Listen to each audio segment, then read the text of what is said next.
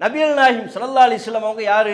ஒரு ஆட்சியாளர். தன்னுடைய குடும்ப பிரச்சனையை நபிகள் நாயகம் ஸல்லல்லாஹு அலைஹி வஸல்லம் அவர்களை நினைத்த நேரத்தில் வந்து சந்தித்து சொல்ல முடிகிறது, வீட்டுக்கே வந்து சொல்ல முடிகிறது. அப்ப பாருங்க, ஒரு பெண்மணி தன்னுடைய குடும்பத்தில் நடைபெறக்கூடிய பிரச்சனைகளை கூட ஒரு ஆட்சியாளர் என்கிற முறையில் அவர்கள் தீர்வை தருவார்கள் என்கிற முறையில் நபிகள் நாயகம் ஸல்லல்லாஹு அலைஹி வஸல்லம் அவர்களை வந்து சந்தித்து தெளிவு பெற முடிகிறது. இன்னைக்கு இப்ப ஆட்சியாளர்கள் அப்படி இருக்கிறாங்களா? ஒரு கலெக்டரை சந்திச்சு மனு கொடுக்க முடியுதா மக்களால? கலெக்டர் சந்திக்கிறதுக்கு அவ்வளவு அலைய வேண்டியதாக இருக்கிறது. அப்படியே மீறி அவர்கள் மனுக்கள் கொடுத்தாலும் பல நேரங்களில் கண்டுகொள்ளப்பட்டாலும் சில நேரங்களில் என்னவாகி விடுகிறது, மனுக்கள்லாம் அப்படியே பெண்டிங்ல இருக்கும், தூங்கிட்டு இருக்கும். மனு பாட்டிமா மனு கொடுப்பாங்க, கவர்மெண்ட்ல இருந்து வரக்கூடிய பணம் வரல. அந்த பாட்டிமாவுக்கு இவங்க சொல்லக்கூடிய தீர்வு என்ன?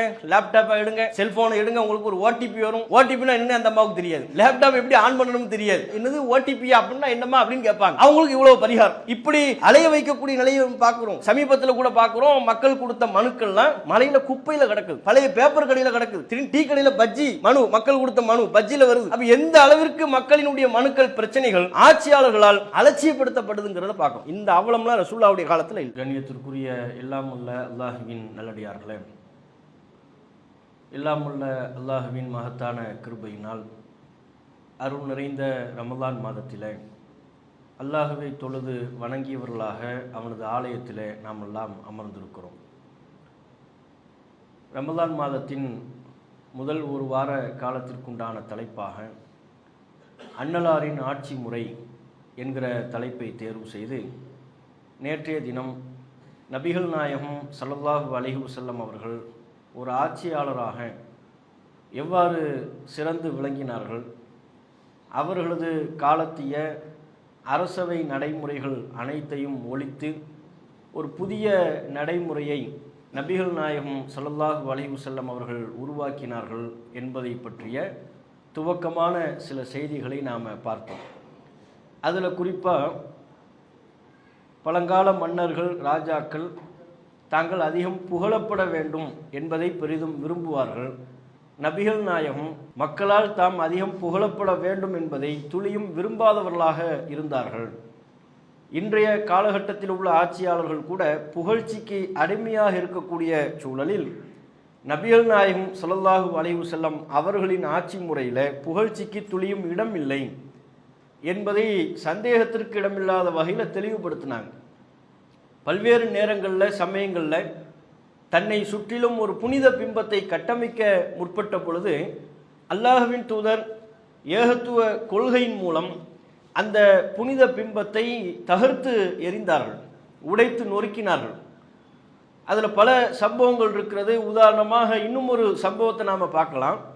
நபிகள் நாயகம் ஸல்லல்லாஹு அலைஹி வஸல்லம் அவர்களுடைய மகன் இப்ராஹிம், ரசூலுல்லாஹ்வுக்கு இப்ராஹிம் என்கிற பேரில் ஒரு ஆண் குழந்தை உண்டு. இப்ராஹிம் நபியினுடைய நினைவாகத்தான் அந்த குழந்தைக்கு இப்ராஹிம் அப்படின்னு பேர் வச்சாங்க. ரொம்ப ஆசையோடு பெரிதும் நேசத்தோடு அந்த பெயரை நபிகள் நாயகம் சூட்டினார்கள். சின்ன வயசிலேயே இப்ராஹிம் என்கிற அந்த ஆண் பிள்ளை இறந்து விட்டது. அந்த நேரத்தில் சூரிய கிரகணமும் ஏற்பட்டு விட்டது. ரசூலுல்லாஹ்வுடைய வீட்டில் ஒரு இறப்பு, ரசூலுல்லாஹ்வுடைய ஆண்மகன் இறப்பு, அப்படியான ஒரு சந்தர்ப்பத்தில் சூரிய கிரகணம் ஏற்பட்டிருக்கிறது. மக்கள் இந்த இரண்டையும் பொருத்தி பார்க்குறாங்க.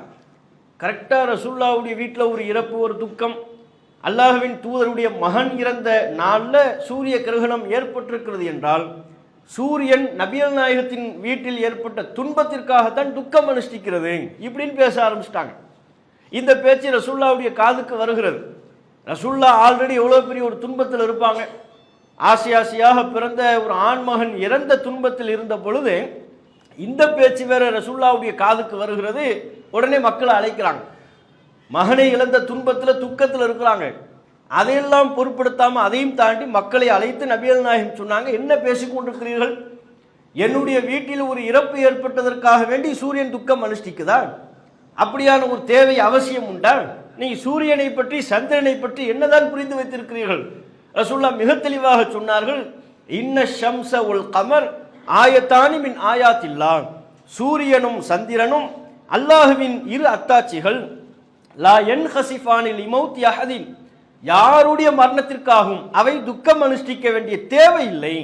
அதெல்லாம் அல்லாஹ்வுடைய அத்தாட்சி, அல்லாஹ்வினுடைய உத்தரவுக்கு ஏற்ப அவை செயல்பட்டு கொண்டிருக்கிறது. கிரகணம் ஏற்பட்ட அல்லாஹ்ட்ட பிரார்த்தனை செய்யுங்க, பள்ளிவாசலை நோக்கி விரைந்து வாருங்கள், அல்லாஹ்வை புகழுங்கள், தொழுகையில் ஈடுபடுங்கள். இதுதான் நீங்கள் செய்ய வேண்டுமே ஒழிய அது இன்னாருடைய துக்கத்திற்காகத்தான், இன்னாருடைய வீட்டில் ஏற்பட்ட இழப்பை ஒரு துக்கமாக வெளிப்படுத்துகிறது. அப்படியெல்லாம் நீங்கள் கற்பனை செய்து கொள்ளக்கூடாது, அப்படி நீங்கள் புரிந்து கொள்ளக்கூடாது. என் வீட்டில் ஏற்பட்ட இறப்பிற்கும் இதற்கும் எந்த சம்பந்தமும் இல்லை. எப்படி ரசூல் ஸல்லல்லாஹு அலைஹி வஸல்லம் அவங்க தன்னியல்பாக தன்னை சுற்றி ஒரு புனித பிம்பம் உருவாக்கப்பட்ட போது உடனடியாக தான் ஒரு பெரும் துன்பத்தில் இருந்த போதிலும் கூட, தான் ஒரு பெரிய சோகத்தில் இருந்த போதிலும் கூட அதையெல்லாம் பொருட்படுத்தாம இந்த புனித பிம்பத்தை கட்டமைப்பதற்கு நாம இடம் கொடுக்க கூடாது, அடிச்சு நொறுக்கிட்டாங்க. இந்த அளவுக்கு புகழ்ச்சி என்கிற அந்த போதையிலிருந்து நபிகள் நாயகம் ஸல்லல்லாஹு அலைஹி வஸல்லம் அவர்கள் விலகியவர்களாக இருந்தார்கள்.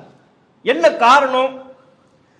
இந்த புனித பிம்பம் ஏற்பட்டு விட்டது என்று ஆகிவிட்டால் மக்களை எல்லாம் அற்பமா நினைக்கக்கூடிய ஒரு போக்கு வந்துவிடும். ஆட்சியாளர்களுக்கு இருக்கக்கூடாத பண்பு, ஆட்சியாளர்கள் உள்ளத்தில் பதிவு செய்யக்கூடாத அம்சமே என்ன? மக்கள் வேற நாம வேற, நாமெல்லாம் புனிதர்கள், மக்கள் அவங்க சாதாரண அற்ப மனிதர்கள். அப்ப மக்களை அற்பமாக கருதக்கூடிய மனப்பான்மை மன்னர்களுக்கு ஏற்பட்டுவிடும், ஆட்சியாளர்களுக்கு ஏற்பட்டுவிடும். ஆகவே இந்த புனித பிம்பத்திற்குள் எந்த ஆட்சியாளரும் சிக்கிவிடக் கூடாது என்கிற பாடத்தை நபிகள் நாயகம் ஸல்லல்லாஹு அலைஹி வஸல்லம் அவர்கள் இந்த சம்பவத்தின் மூலமாக ஆட்சியாளர்களுக்கு ஒரு மிகச்சிறந்த அற்புதமான பாடத்தை உணர்த்தி காட்டி செல்கிறார்கள்.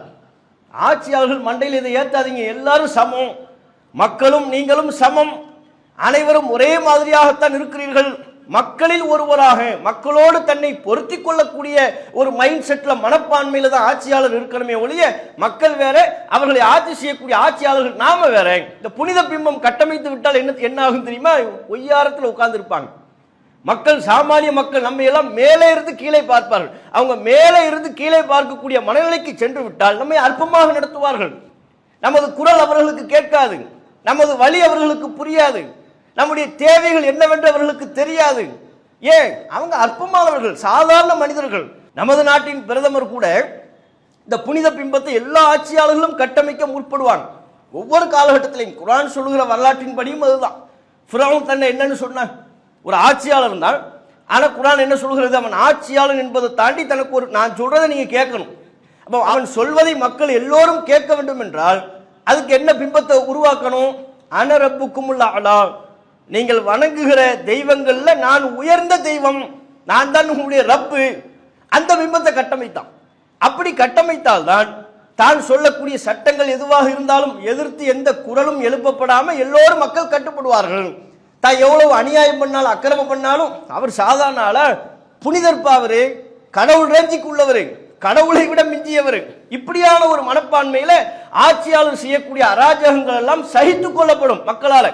அந்த நிலை வந்துவிடக்கூடாது. ஃபிரௌன் சொன்னான்ல, இது எல்லா காலகட்டங்களிலையும் ஆட்சியாளர்கள் அப்படியான ஒரு சூழ்நிலையை உருவாக்குவாங்க. கடவுள் என்று சொல்லாவிட்டாலும் நீங்க வேற நான் வேற, இந்த சிந்தனையை மக்கள் மத்தியில் உருவாக்குவார்கள். நமது நாட்டின் பிரதமர் கூட சமீபத்தில் ஒரு செய்தியை சொல்றார். என்ன? பத்திரிகையில வெளியான செய்தி. அவர் சொல்லுகிறார், அவங்க தாயினுடைய இறப்பிற்கு பிறகு அவர் சொல்லுகிறார், என் தாய் உயிருடன் இருந்தவரை அவர் மூலமே பூமிக்கு வந்தேன் என்று நினைத்தேன். என்னுடைய தாய் இறந்ததற்கு பிறகு நான் சிந்தித்தேன். அவருடைய ஸ்டேட்மெண்ட், தாய் இறந்ததற்கு பிறகு நான் சிந்தித்தேன், பயாலஜிக்கலாக பிறந்திருக்க வாய்ப்பே இல்லை. தாய் தந்தை மூலமா வர்றதுதான் பயாலஜிக்கல். ஒரு ஆணு ஒரு பெண்ணு சேர்ந்து அவங்க கருவுற்று, அந்த பெண் கருவுற்று 9-10 மாசம் சுமந்து வர்றது இருக்குல்ல, இது பயாலஜிக்கல். நமது நாட்டின் பிரதமர் சொல்றாரு, என் தாய் இருந்தவரையிலையும் அதை பத்தி நான் பெருசா யோசிக்கல, என் தாய் இறந்ததற்கு பிறகு நான் யோசித்தேன், நான் பயாலஜிக்கலா வந்திருப்பதற்கு வாய்ப்பே இல்லை. அப்ப பயாலஜிக்கலா வரலன்னா எப்படி வந்தார்கள்? நான் ஏதோ ஒரு விஷயத்தை என் மூலம் நிகழ்த்தியே ஆக வேண்டும் என்பதற்காக பரமாத்மா என்னை அனுப்பி உள்ளார். முடிஞ்சு போச்சா? ஏதோ ஒரு விஷயத்தை நிகழ்த்த வேண்டும் என்பதற்காக என்ன அனுப்புனது யாரு? கடவுள் தான் என்ன அனுப்பி இருக்கிறாரு. கடவுளின் அவதாரம், நான் மனித பிறவி அல்ல, பரமாத்மா என்னை அனுப்பியிருக்கிறார், அவருடைய மற்றொரு அவதாரம். இந்த கருத்தை மக்கள் மத்தியில் சொல்றார். எதுக்காக வேண்டிய? ஏதோ ஒரு காரியத்தை என் மூலம் நிகழ்த்த. அது என்ன காரியம்னு இன்னைக்கு வரை நமக்கு ரிசல்ட் தெரியல. 500,000 செல்லாதுங்கிறதுக்கா, அதை செல்லாம ஆக்க வைக்கிறதுக்கா, அல்லது ஜிஎஸ்டியை ஏத்துறதுக்கா, எதுக்கு நமக்கு தெரியல. அவர் சொல்றார். அப்ப இந்த கூட்டினுடைய, இந்த ஸ்டேட்மெண்டினுடைய இது நம்ம கற்பனையா சொல்லல, பத்திரிகையில ஊடகங்கள்ல வந்த செய்தியின் அடிப்படையில் நாம சொல்றோம். அப்ப இந்த ஸ்டேட்மெண்டின் படி அவர் என்ன நிறுவ பார்க்கிறாரு? நான் உங்களை மாதிரி உள்ள ஆள் இல்லை, நான் ஒரு மனித பிறவி அல்ல, நான் உங்களில் வேறுபட்டவன், நான் ஒரு புனிதன், நான் கடவுளின் அவதாரம், கடவுளால் தேர்வு செய்து அனுப்பப்பட்ட நபர். பார்த்தீங்களா? இப்படி வரும்போது என்னவாகும்னா மக்களை அற்பமாக பார்க்கக்கூடிய நிலை வரும், மக்களின் வழி புரியாது. நபிகள் நாயகம் ஸல்லல்லாஹு அலைஹி வஸல்லம் அவர்கள் எந்த ஒரு கட்டத்திலையும் தன்னை மனிதன் என்கிற நிலையிலிருந்து உயர்த்தல. அல்லாஹ்விடமிருந்து எனக்கு செய்தி வருகிறது, கட்டளை வருகிறது, அந்த கட்டளை உங்களுக்கு சொல்வதற்கு, அந்த கட்டளையில நானும் நீங்களும் அடக்கம் அப்படின்னு சொன்னாங்க. உங்களை போன்று நானும் ஒரு சாதாரண மனிதன் தான் என்று சொன்னார்கள். புனிதன் என்று நபிகள் நாயகம் ஸல்லல்லாஹு அலைஹி வஸல்லம் அவர்கள் ஒருபோதும் தன்னை டிக்ளேர் பண்ணவே இல்லை. நான் புனிதன் கிடையாது, எனக்கு எந்த சக்தியும் இல்லை, எனக்கு எந்த விதமான ஆற்றலும் இல்லை, நான் அல்லாஹ்வினுடைய தூதர், அல்லாஹ்வால் தேர்வு செய்யப்பட்ட தூதர், அல்லாஹ்விடமிருந்து எனக்கு வழிகாட்டல் வருகிறது, அந்த வழிகாட்டலை நான் உங்களுக்கு சொல்கிறேன், அந்த வழிகாட்டலின்படி நீங்களும் நடந்து கொள்ள வேண்டும், அதே வழிகாட்டுதலின்படி தான் நானும் நடந்து கொள்ள வேண்டும் என்று நபிகள் நாயகம் ஸல்லல்லாஹு அலைஹி வஸல்லம் அவங்க சொன்னாங்க. அதிகாரத்தில் உச்சத்தில் இருந்த போதிலும் கூட இந்த சமநிலைப்படுத்தும் போது, நானும் நீங்க எல்லாருமே ஒன்று, உங்களை மாதிரி நானும் ஒரு மனுஷன் சொல்லும்போது என்னவாகும்னா மக்களோட தொடர்பில் இருப்பாங்க. ஆட்சியாளர்கள் மக்களோடு தொடர்பில் இருப்பார்கள், மக்களின் வழியை புரிந்து கொள்ளக்கூடியவர்களாக இருப்பார்கள், மக்களின் பிரச்சனைகளை கவனிக்கக்கூடியவர்களாக இருப்பார்கள். ரசூலுல்லாஹ் அப்படிதான் இருந்தாங்க. எந்த ஒரு கட்டத்திலையும் சாமானிய மக்களின் தொடர்பை விட்டும் தன்னை துண்டித்துக் கொள்ளக்கூடியவர்களாக நபிகள் நாயகம் ஸல்லல்லாஹு அலைஹி வஸல்லம் அவர்கள் இருந்ததில்லை. இன்றைக்கு இருக்கக்கூடிய ஆட்சியாளர்கள் எத்தனை விதமான பாதுகாப்பு வலயத்துக்குள் இருக்கிறார்கள். சாமானிய மக்கள்லாம் அவங்கள போய் சந்திக்க முடியுமா? இன்றைக்கு இருக்கக்கூடிய ஆட்சியாளர்களை பார்க்கணும்னு சொன்னால் ஒரு கவுன்சிலரை பார்க்கணும், ஒரு எம்பியை எம்எல்ஏவை பார்க்கணும், முதல்வரை பிரதமரை பார்க்கணும்னு சொன்னால் அவ்வளோ எதுக்கு ஒரு கலெக்டரை பார்க்கணும் என்றால் கூட அப்பாயின்மெண்ட் வாங்குறதுக்கே அலையோ என்று அலைய வேண்டும். அவரை சந்திப்பதற்காக அப்பாயின்மெண்ட் வாங்கணும்னா சாமானிய மக்களை சொல்கிறோம், பிரபலங்களை பற்றி பேசவில்லை, பல்வேறு சமூக பிரதிநிதிகள் சந்திப்பதை பற்றி பேசவில்லை. ஒரு சாமானியன், ஒரு கடைநிலையில் இருக்கக்கூடிய ஒரு சாமானிய தொண்டன் அல்லது ஒரு சாமானிய குடிமகன் தன்னை நிர்வகிக்கிற ஆட்சியாளரை போய் சந்திக்க வேண்டும் என்று சொன்னால் அப்பாயின்மெண்ட் வாங்குறதுக்கு அலையணும், சிரமப்படணும், பார்த்து அவ்வளவு எளிதாக பேசிவிட முடியாது. இதுதான் இன்றைய ஆட்சியாளர்களின் நிலை. நபிகள் நாயகம் ஸல்லல்லாஹு அலைஹி வஸல்லம் அவர்கள் எப்படிப்பட்ட ஆட்சியாளராக இருந்தாங்க? மக்களை விட்டு தன்னை துண்டித்துக் கொள்ளாம ரசூலுல்லாஹ்வை சந்திப்பதற்கு அப்பாயின்மெண்டே தேவையில்லை, எப்பனாலும் நபிகள் நாயகத்தை சந்திக்கலாம். இப்படி ஒரு ஆட்சியாளர் உண்டா? எப்போது வேண்டுமானாலும் யார் வேண்டுமானாலும் தன்னுடைய சொந்த பிரச்சனையாக இருந்தாலும் பொது பிரச்சனையாக இருந்தாலும் நபிகள் நாயகத்தை எளிதில் சந்தித்து விட முடியும். அப்படி ஒரு சிறந்த நல்லாட்சியை நபிகள் நாயகம் ஸல்லல்லாஹு அலைஹி வஸல்லம் அவர்கள் வழங்கினார். அதற்கு பாருங்க, இப்னு மாஜாவில் 4177வது செய்தியாக பதிவு செய்யப்பட்டிருக்கு.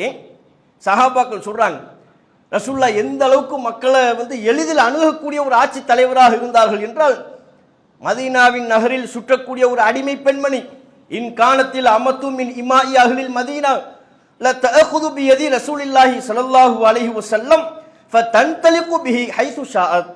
மதீனாவின் நகரத்தில் சுற்றி வருகிற ஒரு அடிமை பெண்மணி நபிகள் நாயகத்தின் கரம் பிடித்து தான் விரும்பிய பகுதிக்கு செல்ல வேண்டும் என்று நினைத்தாலும் அது சாத்தியப்படும். அந்த அளவுக்கு ரசூலுல்லாஹ்வுடைய ஆட்சி இருந்தது என்று சஹாபாக்கள் சொல்றாங்க. மதீனாவில் உள்ள ஒரு அடிமை பெண்மணி, அடிமை பெண்மணி என்று அவர்கள் ஏன் குறிப்பிட வேண்டும்? அன்றைய காலகட்டத்தில் மதிப்பில்லாமல் இருக்கக்கூடியவர்களாகத்தான் அடிமை பெண்கள் இருந்தாங்க. அடிமை ஆண்கள் அடிமை பெண்கள்லாம் இருந்தாங்கல்ல, கொஞ்சம் கொஞ்சமாக தான் ரசூலுல்லாஹ் அந்த அடிமை வர்க்கம் என்பதை ஒழித்தார்கள். அப்ப அந்த அடிமை வர்க்கம் முழுவதுமாக ஒழிக்கப்படுவதற்கு முன்பு மதீனாவில் உள்ள ஒரு அடிமை பெண்மணி நினைத்தால் கூட ரசூலுல்லாஹ்வை போய் சந்திக்க முடியும். அந்த சந்திக்க முடியும் என்பதைத்தான் அவங்க உவமையாக சொல்கிறார்கள். எப்படி? ரசூலுல்லாஹ்வுடைய கையை பிடிச்சி மதீனாவே சுத்தலாம், அவை எங்கெங்கெல்லாம் போக வேண்டும் என்று விரும்புகிறார்களோ தான் விரும்பிய பகுதிக்கு நபிகள் நாயகத்தை அழைத்து செல்ல முடியும், நபிகள் நாயகத்தோடு சுற்ற முடியும். அந்த அளவுக்கு ஒரு பாதுகாப்பு இருந்தது. அந்த அளவிற்கு நபிகள் நாயகத்தை யாரும், சாமானிய மக்களில் உள்ள அடித்தட்டு நிலையில் இருக்கக்கூடியவர்களும் நபிகள் நாயகத்தை தொடர்பு கொள்ள முடியும். அடிமையே, ஒரு அடிமை பெண்ணே ரசூலுல்லாஹ்வை தொடர்பு கொள்ள முடியும்னா ஏனைய மக்கள் தொடர்பு கொள்ள முடியாம போகுமா? அந்த அளவுக்கு மக்களோடு நபிகள் நாயகம் ஸல்லல்லாஹு அலைஹி வஸல்லம் அவங்க தொடர்புல இருந்தாங்க. இன்னைக்கு எந்த ஆட்சியாளர் அப்படி தொடர்பு கொள்ள முடியும்? எவ்வளவு படைகள், பிளாக்கேட்ஸ்ன்னு சொல்லுவாங்க, பூனைப்படை யானைப்படை மட்டும்தான் இல்லை, பூனைப்படை யானைப்படை அந்த படை இந்த படைன்னு ஏகபோகமா ஆயுதம் ஏந்து நிற்பாங்க. அவங்கள தாண்டி ஒரு சாமானியன் ஆட்சியாளரை போய் சந்திச்சிட முடியுமா? போனாத்தான் இவர்கள் விட்டு விடுவார்களா? சுற்றி வளைத்து விடுவார்கள். அந்த அளவுக்கு இன்றைக்கு இருக்கக்கூடிய நிலை இருக்கிறது. நீங்க மற்றும் ஒரு செய்தியை பாருங்க, ரசூலுல்லாஹ் எவ்வளவு இலகுவா இருந்திருக்கிறாங்க, ஒரு ஆட்சியாளர் எவ்வளவு இலகுவா மக்களோட பழகி இருக்கிறாங்கன்னு பாருங்க. புகாரில் 1283வது செய்தி. நபிகள் நாயகம் ஸல்லல்லாஹு அலைஹி வஸல்லம் அவங்க பள்ளிவாசலை விட்டு சற்று தொலைவில் நடந்து போய்கிட்டு இருக்கிறாங்க. ஒரு அம்மா, ஒரு பெண்மணி கபூரில் உட்கார்ந்து அழுதுகிட்டு இருக்கிறாங்க. யாருடைய கபூர்? யாரோ ஒரு குடும்ப நபர் மரணித்திருப்பார்கள் போலும். அந்த கபூரில் உட்கார்ந்து அழுதுகிட்டு இருக்கிறாங்க. அப்போ ரசூல்லா நடந்து போகும்போது அந்த அம்மா அழுகிறத பார்த்து அங்கு சற்றே நின்று கொண்டு அந்த பெண்மணியிடம் நபிகள் நாயகம் சொன்னார்கள், இத்தகில்லாஹ வஸ்பிரி, அல்லாஹ்வை அஞ்சுக்கொள், பொறுமையாயிரு. நபிகள் நாயகம் ஸல்லல்லாஹு அலைஹி வஸல்லம் அவர்கள் எல்லா இடத்திலையும் இறையச்சத்தை முன்னிறுத்துவார்கள்.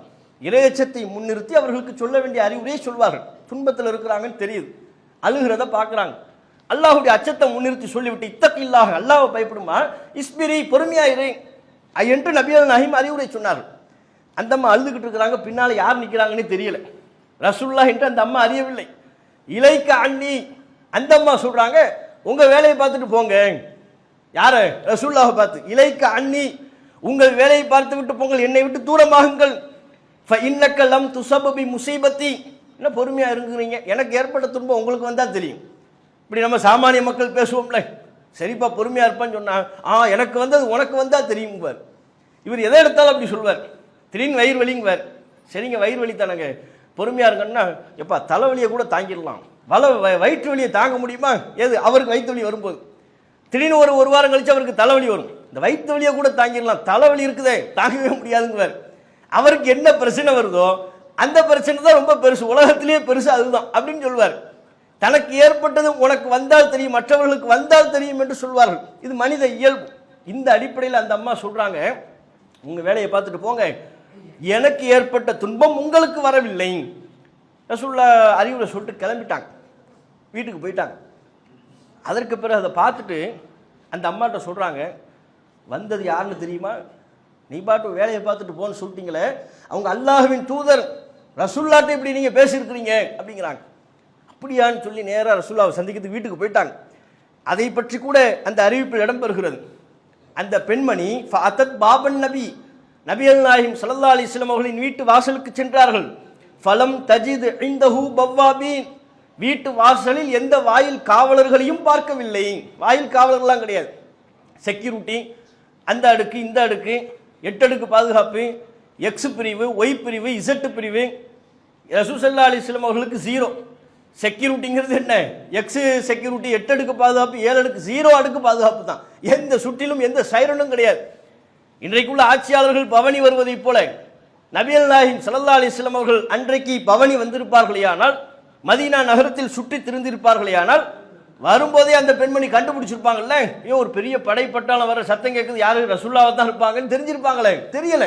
ஏன்? சைரன்லாம் இல்லை. இன்னைக்கு வச்ச மாதிரி சைரன் வச்ச கார்ல போறது, பெரிய படை பட்டாளத்தோட போவது, தெருவே அதிர்ற அளவுக்கு கூட்டத்தோட. சாதாரண எம்எல்ஏ வீட்டுக்கு வந்துட்டாரு, அந்த தெருக்குள்ள போறாருன்னு சொன்னா அவ்வளோ பரபரப்பா இருக்கும். எங்கோ வந்துகிட்டு இருப்பாரு, 3 கிலோமீட்டர் 4 கிலோமீட்டருக்கு தள்ளி வந்துகிட்டு இருப்பாரு. இங்க நம்மளை நிப்பாட்டிடுவாங்க, 1/4 மணி நேரம் ஆகும். என்னங்க யாருங்க வர்றா? அந்த வந்துகிட்டு இருக்கிறாரு, கிளம்பிட்டார். எங்க? வீட்டை விட்டு கிளம்பிட்டார். அவர் வீட்டை விட்டு கிளம்புறதுக்கு நமக்கு நடுரோட்டில் நின்றுகிட்டு இருக்கணும். இதுதான் இன்றைக்குள்ள ஆட்சியாளர்களின் நிலைமை. ஆட்சியாளர்கள் இப்படித்தான் இருப்பாங்கன்னு மக்களுக்கு சேசுப்படுத்துறாங்க. ஆமாப்பா, நீ ரோட்டில் நின்று தான்ப்பா ஆகணும். ஆட்சியாளர் வந்தார்னா, கிளம்புனார்னா, நீ கொஞ்ச நேரம் காத்துரு, உன் பிரச்சனையை தீர்க்கத்தானே அவர் போயிட்டு இருக்கிறாரு என்று மக்கள் சிரமப்படுவதை, ஆட்சியாளர்களின் பேரில் கஷ்டப்படுறதை நார்மலைஸ் பண்றாங்க, இலகுவாக்குகிறார்கள். அப்படியான ஒரு நிலைமை இருக்கிறத நம்ம பார்க்கிறோம். ஆனா நபிகள் நாயகம் ஸல்லல்லாஹு அலைஹி வஸல்லம் அவங்கள பாருங்க, எந்த செக்யூரிட்டியும் இல்லை. அந்த அம்மா சொல்றாங்க, நான் வீட்டு வாசலுக்கு போயிட்டேன், எந்த வாயில் காவலர்களும் இல்லை. அனுமதி கேட்டு உள்ள போறாங்க. வீட்டில் அவங்க குடும்பத்தார் இருப்பாங்க, அனுமதி கேட்டு உள்ள போறாங்க. உள்ள போன உடனே அந்த அம்மா சொல்றாங்க, லம்மா ஆரிஃப்க, அல்லாஹ்வின் தூதரே, நீங்கன்னு தெரியாம பேசிட்டேன், உங்களை நான் பார்க்கல, சரியா பார்க்கல, நான் பேசுறத ஒன்றும் மனசுல வச்சுக்காதீங்க அப்படிங்கிறாங்க. நபிகள் நாயகம் ஸல்லல்லாஹு அலைஹி வஸல்லம் அவர்கள் அப்போதும் அந்த பெண்மணிக்கு பொறுமை குறித்த அறிவுரை சொல்வதில் தான் கவனத்தோடு இருந்தார்கள். தன்னை பற்றி பேசியதையெல்லாம் ரசூலுல்லாஹ் பெருசா நினைக்கல. பொறுமையா இருந்தா பொறுமையா இருக்க வேண்டியதானம்மா. இன்னம சபுரு இந்த சதுமத்தில் ஊலா, பொறுமை என்பது துன்பம் வந்து தாக்குகின்ற முதல் சமயத்தில் கடைபிடிப்பதுதான், அதுதான் பொறுமை. எல்லாம் முடிஞ்சதுக்கு அப்புறம் கடைசியா நான் பொறுமையா இருக்கிறேன்னா அதுக்கு பேர் பொறுமை இல்லை. அந்த அம்மா அப்படி சொல்லியிருப்பாங்க போல, இப்ப நான் பொறுமையா இருக்கிறேன். இப்ப நிறைய பேர் இருப்போம்ல, பெருமையா சொல்வார், எனக்கெல்லாம் கோபம் வந்துச்சுன்னு வைங்க, வந்துச்சுன்னா மனுஷனாவே இருக்க மாட்டேன், மிருகமா இருப்பேங்கிறத பெருமையா சொல்லலாம். நம்ம மனுஷனா இருக்க மாட்டேன்னு என்ன அர்த்தம்? நான் மிருகமா மாறிடுவேன்னு அர்த்தம். அதான் பெருமையா பேசுவார். இன்னும் சில பேர் எனக்கு கோபம் வந்துச்சுன்னா கையில் அடிக்கிற பொருளை தூக்கி வீசிடுவார். கையில் இருக்கிற செல்போனை தூக்கி வீசிடுவார், டிவியை உடைச்சிடுவார், பொருளை தள்ளிடுவார், எல்லாத்தையும் தள்ளிட்டு அதுக்கப்புறம் அல்லாஹ்வுக்காண்டி பொறுமையாக இருக்கா. டேங்கப்பா ஃபோன் உடஞ்சி போச்சு, டிவி உடஞ்சி போச்சு, வீடே ரெண்டாக கிடக்குது, அதுக்கப்புறம் என்ன கடைசியில் அல்லாஹ்வுக்காண்டி பொறுமையாக இருக்கிறேன்னு ஒரு வார்த்தையை சொல்வார். அப்போ தான் பார்க்குறோம் நபிகள் நாயகம் ஸல்லல்லாஹு அலைஹி வஸல்லம் அவங்க சொல்கிறாங்க, இது பொறுமை இல்லை. கோபம் வரும்போது என்னென்ன செய்யணுமோ என்னென்ன வார்த்தையை பேசணுமோ எல்லாத்தையும் பேசிட்டு திட்டுறதுலாம் திட்டிவிட்டு அல்லாஹ்வுக்காண்டி நான் பொறுமையாக இருக்குன்னு அதுக்கு பேர் பொறுமையா? அதைத்தான் நபிகள் நாயகம் சொன்னாங்க, இன்னம சபுரு இந்த சதுமத்தில் ஊலா, துன்பம் வந்து தாக்குகின்ற முதல் சமயத்திலேயே பொறுமையை கடைபிடிப்பதுதான் உண்மையான பொறுமை.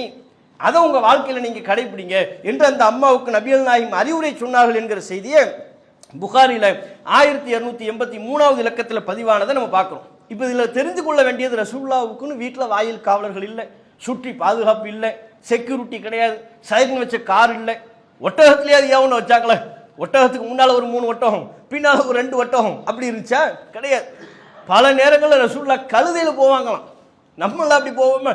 அன்றைய காலகட்டத்திலேயே கழுதை என்பது அற்பமான ஒரு வாகனமாகத்தான் பார்க்கப்பட்டது. குதிரை தான் உயர்ந்தது, ஒட்டகம் அதை விட கொஞ்சம் காஸ்ட்லி, சிகப்பு நிற ஒட்டகம் இன்னும் கொஞ்சம் கூடுதல் காஸ்ட்லி.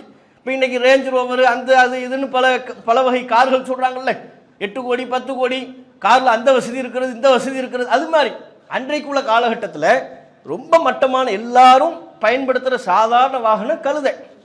இன்னைக்கு சைக்கிள் எப்படி, அது மாதிரி ரசூலுல்லாஹ் எதில் போவாங்களாம் பல நேரங்களில், எர்கபுல் ஹிமார், கழுதையில் ரசூல் ஸல்லல்லாஹு அலைஹி வஸல்லம் அவர்கள் பயணித்து கொண்டிருப்பார்கள். அதை பற்றி நம்ம மக்கள் என்ன நினைப்பாங்க, நம்மளை எப்படி பார்ப்பாங்க, நம்மளை மட்டமாக நினைப்பாங்களே, அந்த பேச்சுக்கே இடம் இல்லை. இன்னைக்கு யாராவது ஒரு ஆட்சியாளர் சைக்கிளில் போனால் நீங்கள் என்ன நினைப்பீங்க, மூளை குழம்பிருச்சு போல இருக்கு, ஏன் நேற்று வரையிலும் காரில் போயிட்டு இருந்தாரு இன்னைக்கு என்ன சைக்கிளில் போயிட்டு இருக்கிறாரு, சொல்லுவோமா இல்லையா? அப்போ சைக்கிளில் போகிறது, நம்மளே போய் சைக்கிளில் போவோமா? இவ்வளோ நேரம் புல்லட் பைக்கில் போயிட்டு இருப்பார், மாப்பிள்ளைக்கு திடீர்னு ஒரு சைக்கிளை கொடுத்து இதில் போய் கடைக்கு போயிட்டு வாங்க, நான் சைக்கிளில் போகிறதா அங்குவார். ஏன் வானத்துலேருந்து குதிச்சு வந்த ஒரு மாதிரி. நான் எப்பேற்பட்ட ஊரில் இன்னும் ஒரு கெத்தை மெயின்டைன் பண்ணிக்கிட்டு இருக்கிறோம், இதுவரையிலும் இந்த தெருவில் நான் எப்படி சுற்றி இருக்கிறேன், நான் சைக்கிளில் போவேன்னா நம்மளே அப்படி நினைக்கிறோம். சாதாரண ஒரு நபராக இருக்கிற சாமானிய நாமே சைக்கிள் போவதை மட்டமாக நினைக்கும் பொழுது, அந்த காலகட்டத்தில் சைக்கிள் அளவிற்கு மட்டமாக பார்க்கப்பட்ட ஒரு வாகனம் தான் கழுதை. நபிகள் நாயகம் ஸல்லல்லாஹு அலைஹி வஸல்லம் அவர்கள் அல்லாஹ்வின் தூதராகவும் இருந்தார்கள், ஒரு மிகப்பெரிய நிலப்பரப்பிற்கு அந்த சாம்ராஜ்யத்திற்கு அதிபதியாகவும் இருந்தார்கள், மன்னராக முடிசூடி இருந்தார்கள். அப்படி மன்னராக இருந்த பொழுதே எதை பற்றியும் கவனிக்காம ஸ்டேட்டஸ் அது இது இதெல்லாம் பார்க்கல, கழுதையில் போவாங்க. சர்வ சாதாரணமாக கழுதையில் போவாங்க, மக்கள் பார்ப்பாங்க. கழுதையில் போகும்போது பார்த்து கொண்டு இடையில நின்று பார்த்து பேசுவாங்க. அந்த அளவிற்கு நபிகள் நாயகம் ஸல்லல்லாஹு அலைஹி வஸல்லம் அவர்கள் மக்கள் தொடர்பு இருந்தது என்பதை நம்ம பார்க்கணும். புகாரில் 63வது செய்தி, வெளியில் உள்ள மக்கள் வெளியூர் வாசிகள் பள்ளிவாசலுக்கு வந்தால், பள்ளிவாசலில் ரசூலுல்லாஹ் ஒரு ஓரமாக சஹாபாக்கள்லாம் இருப்பாங்க, ஓரமாக சோத்தில் சாஞ்சிக்கிட்டு இருப்பாங்க. வந்து கேட்பாங்க, உங்களில் முகமது யார், ஐயுக்கும் முகமது, உங்களில் முகமது யார் என்று கேட்பார்கள். கேட்கும்போது சஹாபாக்கள் சொல்லுவாங்க, இந்த வெள்ளையா இருக்கிறார் பாருங்க இவர் தான் முகமது. அப்படியா, இந்த நான் சில கேள்விகள் கேட்கணும் அதுக்கு தான் வந்தேன்னு சொல்லி வருவாங்களாம். புகாரில் வருகிறது 63வது செய்தி. அப்போ எந்த அளவிற்கு நபிகள் நாயகம் எவ்வளவு இலகுவா மக்கள் குடிமக்கள் வந்து ரசூலுல்லாஹ்வை ஆக்சஸ் பண்ணுறாங்க. பள்ளிவாசலுக்கு வந்தால் ரசூலுல்லாஹ்வை பார்த்துடலாம், அதுக்குன்னு அப்பாயின்மெண்ட் கேட்கணும், மெயில் அனுப்பணும், மின்னஞ்சல் அனுப்பணும், அனுமதி கேட்கணும், 10 நாள் பொறுக்கணும். பள்ளிவாசலுக்கு வந்தால் ரசூலுல்லாஹ்வை பார்த்துட்டு போயிட்டே இருக்கலாம், உங்களுக்கு என்ன தேவையோ கேட்கலாம். குடிமக்கள் என்ன பேச வேண்டுமோ நபிகள் நாயகம் ஸல்லல்லாஹு அலைஹி வஸல்லம் அவர்களை சந்தித்து பேச முடியும். அந்த அளவுக்கு எளிமைய நபிகள் நாயகம் ஸல்லல்லாஹு அலைஹி வஸல்லம் அவர்கள் கடைபிடித்தார்கள். ஒரு இஸ்லாமிய ஆட்சியாளர் அப்படித்தான் இருக்க வேண்டும் என்கிற பாடத்தை தனக்கு பின் வரக்கூடிய ஆட்சியாளர்களுக்கு ஒரு முன்மாதிரியை விட்டு சென்றார்கள். இஸ்லாமிய ஆட்சியாளராக இப்படித்தான் இருக்கணும், மக்களோடு மக்களாக இருக்கணும், மக்களை கவனித்துக் கொண்டே இருக்கணும், மக்கள் பிரச்சனை என்னன்னு பார்க்கணும், மக்கள் பிரச்சனைகளை காது கொடுத்து கேட்கணும், மக்களை விட்டு பாராமுகமாக இருந்து விடக்கூடாது, அவர்களின் வழி புரியணும், வழியை உங்களிடம் சொல்லும் பொழுது கேட்டு அதற்கு தக்க தீர்வை கொடுக்க வேண்டும். எந்த நேரத்திலையும் ஒரு ஆட்சியாளருக்கு பெருமை வந்துவிடக்கூடாது, அகந்தை வந்துவிடக்கூடாது. பெருமை அகந்தை கர்வம் வந்துவிடுமையானால் மக்களை விட்டு தூரம் ஆயிடுவாங்க, மக்கள் பிரச்சனையே கேட்க மாட்டாங்க. அதனால தான் நீங்க பாருங்க, அஹ்மதுல பதிவு செய்யப்பட்ட ஒரு செய்தி, நபிகள் நாயகம் ஸல்லல்லாஹு அலைஹி வஸல்லம் அவர்களுக்கு ஒரு நண்பர், அவர் பேரு ஜாஹிர், கிராமவாசி. ரசூலுல்லாஹ்வுக்கு அந்த ஜாஹிர் என்கிற அவர் ஒரு நபித்தோழர் தான், கிராமவாசி நபித்தோழர். அந்த கிராமவாசி நபித்தோழர் ஜாஹிர் அவ்வப்போது ரசூலுல்லாஹ்வுக்கு அன்பளிப்பு கொடுப்பார். ரசூலுல்லாஹ்வும் அந்த வழியா அவர் ஊர் வழியா அவர் கிராமத்தை டச் பண்ணி போகும் பொழுது அவருக்கு அன்பளிப்பு கொடுத்துட்டு போவாங்க. இப்படி சென்று கொண்டிருக்கக்கூடிய சூழல்ல ஒரு முறை நபிகள் நாயகம் ஸல்லல்லாஹு அலைஹி வஸல்லம் அவங்க தன்னுடைய தோழர்கள்ட்ட நம்ம இப்போ அந்த வழியாக தானே போகிறோம், ஜாஹிரை பார்த்துட்டு போவோம் அப்படின்னு அவரை சந்திப்பதற்கு போகிறாங்க. அவர் ஜாஹிர் வந்து சந்தையில் இருக்கிறார். அவர் ஊரில் உள்ள ஒரு சின்ன ஒரு சந்தை பஜார், அங்கேருந்து பொருட்களை விற்று கொண்டிருக்கிறார். ரசூலுல்லாஹ் போகிறாங்க. அவர் போனது அவருக்கு தெரியாது. ஜாஹிர்ங்கிற அந்த நபித்தோழருக்கு தெரியாமலேயே பின்னாலிருந்து மறைஞ்சு போகிறார். நீங்களாம் இருங்கன்னு சொல்லிட்டு பின்னாலிருந்து மறைஞ்சு போய் டக்குன்னு கட்டி பிடிச்சிட்டார். யார்? ரசூலுல்லாஹ்.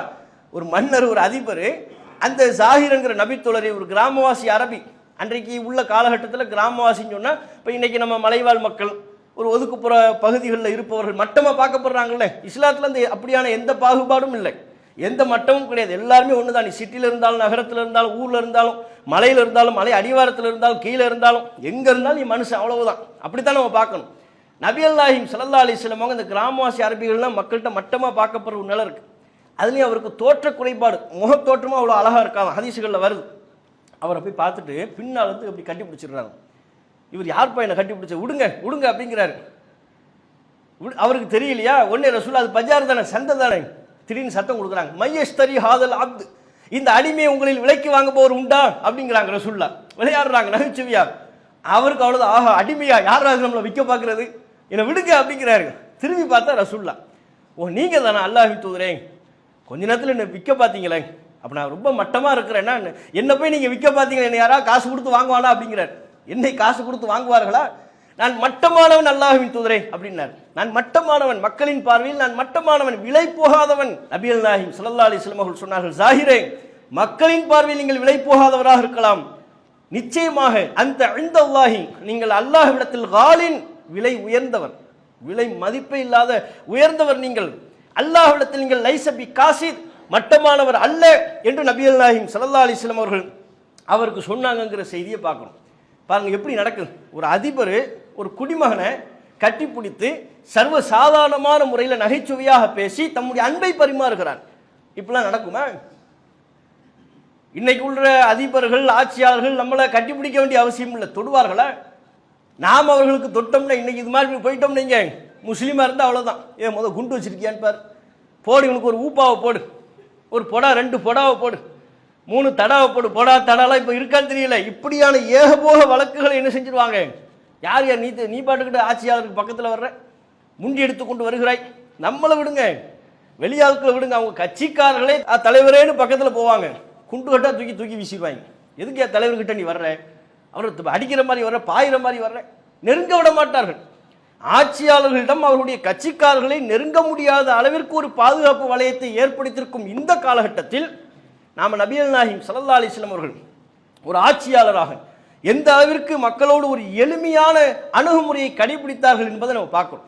எங்கனாலும் ரசூலுல்லாஹ்வை பார்த்து பேச முடியும். குடிமக்கள் யாருனாலும், ஆணாக இருந்தாலும், பெண்ணாக இருந்தாலும், சிறுவராக இருந்தாலும், வயோதிகராக இருந்தாலும் நபிகள் நாயகத்தை இலகுவாக அணுக முடியும். அதுதான் ஆட்சியாளர் என்கிற முறையில் நபிகள் நாயகம் ஸல்லல்லாஹு அலைஹி வஸல்லம் அவர்கள் கற்றுக் கொடுத்த இலக்கணம். அதான் அடிப்படை தகுதி. மக்கள் உன்னை வந்து சந்திக்கணும். அதை சந்திப்பதற்கே சிரமப்படுத்திக்கிட்டு என்னை சந்திக்க முடியலை, எனக்கு ஏகப்பட்ட வேலை இருக்குது. எதுக்கு ஏகப்பட்ட வேலை? மக்களை நிர்வாகம் பண்ணுறது தானே வேலையே. அவங்க பிரச்சனை என்னன்னு கேட்டு அதற்கு தீர்வு கொடுப்பது தானே வேலை. அதை செய்யணும்ல. எந்த அளவுக்கு ரசூலுல்லாஹ்வை பாருங்க. இப்னு ஹிப்பான்ல 4279வது இலக்கத்தில் பதிவான ஒரு ஹதீஸ். ஹுவைலா பின்த் சாலபா என்கிற ஒரு சஹாபிய பெண்மணி, அவங்க கணவர் அவங்களோட கொஞ்சம் வயசு கூட, ஒரு வயதான தோற்றத்தில் இருக்கக்கூடியவர். அவங்க 2 பேருக்கு மத்தியில் ஒரு சின்ன பிரச்சனை. ஹுவைலா பின்த் சாலபா அவங்க சொல்கிறாங்க, என்னுடைய கணவர் அவ்வப்போது கோவப்பட்டு கொஞ்சம் வார்த்தைகளை பேசிவிடுவார். அன்றைக்கு அப்படித்தான் வீட்டிற்குள் வந்தார். அவர் கோவப்பட்டு 2 வார்த்தை பேச, ஃபராஜஅத்துஹு, நானும் பதிலுக்கு பேசிவிட்டேன், இவங்களும் பதிலுக்கு 2 வார்த்தையை பேசிட்டாங்க. என்னுடைய கணவர் கோவப்பட்டார். கோவப்பட்டு, என்ன எதிர்த்து பேசி கொண்டிருக்கிறாய், அன்தி கல்லஹரி உம்மி, நீ என்னுடைய தாயின் முதுகுக்கு சமம் அப்படின்ட்டாங்க. அப்படின்னா அரபு அன்றைய காலகட்டத்தினுடைய வழக்கத்தில் விவாகரத்துக்கு நெருக்கமான ஒரு சொல்லு. விவாகரத்தை நாடும் கணவர் இந்த வார்த்தையை பயன்படுத்தி விடுவார். நீ என் தாய் மாதிரி, இனிமேல் அவங்க கூட நான் சேர மாட்டேன், உறவு கொள்ள மாட்டேன், இல்லறத்தில் ஈடுபட மாட்டேன் அப்படின்னு அர்த்தம். அந்த வார்த்தையை அவர் சொல்லிடுறார். இனிமேல் என் தாயை போல அப்படின்ட்டார். தாயை போலன்னு பேசிட்டு அவர் வெளியே போயிட்டார். இந்த அம்மா வீட்டில் உட்காந்து இந்த சொல்லுக்காக வேண்டி கவலைப்பட்டுக்கிட்டு இருக்கிறாங்க. அவர் உள்ளே வர்றார். உள்ளே வந்தவொடனே, சரி நான் முன்பு பேசியதை நீ மனதில் எடுத்துக்கொள்ளாதேங்கிறாங்க. அந்த அம்மா இல்லை இல்லை, அது எப்படி பேசிட்டு பேசாமல் அதை எடுத்துக்கொள்ளக்கூடாதுன்னா எப்படி? நீங்கள் பேசிய இந்த வார்த்தை தொடர்பாக அல்லாஹும் அல்லாஹுடைய தூதரும் தக்க முடிவை சொல்லாமல் இனி நீங்கள் என் பக்கம் நெருங்கக்கூடாது, இந்த வீட்டில் இருக்க மாட்டேன்னு கிளம்பிட்டாங்க. தங்க சொந்தக்காரங்க வீட்டுக்கு போயிட்டாங்க. நேராக சொந்தக்காரங்க வீட்டுக்கு போயிட்டு அதற்கு பிறகு நபிகள் நாயகம் ஸல்லல்லாஹு அலைஹி வஸல்லம் அவர்களை சந்திப்பதற்கு அவங்க வீட்டுக்கு வர்றாங்க. ஆயிஷா ரலியல்லாஹு அன்ஹா அவர்கள் இருக்க அவர்கள் வீட்டிற்கு வருகிறார்கள். உட்கார்ந்துட்டாங்க. வீட்டுக்கு வரவும் அனுமதி கேட்டு உட்கார்ந்துட்டாங்க. ரசூலுல்லாஹ் முன்னால் உட்கார்ந்து தான் சந்தித்த கணவர் மூலமாக சந்தித்த பிரச்சனை, அவர்கள் சொன்ன வார்த்தை எல்லாவற்றையும் நபிகள் நாயகம் ஸல்லல்லாஹு அலைஹி வஸல்லம் அவங்க இடத்துல சொல்லிக்கிட்டு இருக்காங்க. அப்போ நபிகள் நாயகம் ஸல்லல்லாஹு அலைஹி வஸல்லம் அவங்க என்ன நினைச்சுன்னு சரியா தெரிஞ்சிருக்காதுல, இவங்க சொல்றதை வச்சுக்கிட்டு கொஞ்சம் புரிந்து கொண்டு நபிகள் நாயகம் ஸல்லல்லாஹு அலைஹி வஸல்லம் அவங்க சொல்றாங்க, சரிங்க எல்லாம் உங்க சொந்தக்காரர் தானே, அவங்க சொந்தத்தை தான் கல்யாணம் பண்ணியிருக்கிறாங்க. இப்னு அம்மிக்க உங்க சச்சா மகன் கல்யாணம் பண்ணியிருக்கீங்க, ஷேகும் கபீர், வயசும் கூட, வார்த்தை கொஞ்சம் முன்ன பின்ன இருக்கலாம், நீங்க பொறுத்துக்குங்க, பொறுமையா இருங்க. பொதுவாக குடும்ப பிரச்சனை சண்டன் வந்தா சொல்லுவோம்ல, அது மாதிரி நபிகள் நாயகம் ஸல்லல்லாஹு அலைஹி வஸல்லம் அவங்க அந்த அறிவுரையை சொல்கிறார்கள். அறிவுரை சொல்லும்போது அந்த அம்மா சொல்றாங்க, இல்ல இல்ல இந்த வார்த்தை தொடர்பாக எனக்கு தக்க தீர்வு வேணும், நீங்க சொல்லாம நான் போக மாட்டேன். அல்லாஹ் இது விஷயத்தில் எனக்கு ஒரு தக்க தீர்வை வழங்கினால்தான் நான் இடத்தை விட்டு காலி பண்ணுவேன், இல்லை போக மாட்டேன்னு உட்கார்ந்துட்டு இருக்கிறாங்க. பேசி கொண்டிருக்கும் போதே ரசூலுல்லாஹ்வுக்கு வஹி வந்து விட்டது. பேசிக்கிட்டு இருக்கும் போதே நபிகள் நாயகம் ஸல்லல்லாஹு அலைஹி வஸல்லம் அவர்களுக்கு வஹி வருகிறது. வஹி எது தொடர்பாக வருகிறது? இந்த பெண்மணி கேட்பது தொடர்பாகவே வருகிறது. அல் முஜாதலா என்கிற அத்தியாயத்தினுடைய துவக்க வசனம் அல்லாஹ் சொல்கிறான்.